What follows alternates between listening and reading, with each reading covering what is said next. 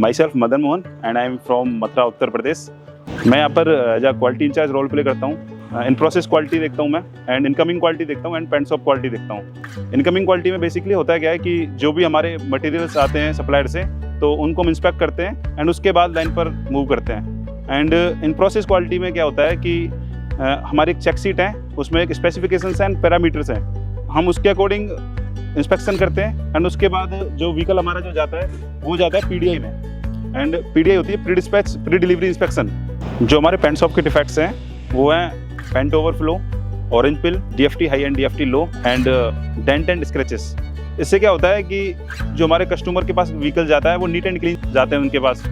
मैं जानता हूँ जो भी कस्टमर हमारी मयूरी की गाड़ी खरीदता है वो अपनी खून पसीने की कमाई से, कड़ी मेहनत से वो हमारी गाड़ी खरीदता है, और हमारा जॉब और रेस्पॉन्सिबिलिटी हमारी यही बनती है कि उनको बेस्ट क्वालिटी प्रोडक्ट हम दे सकें।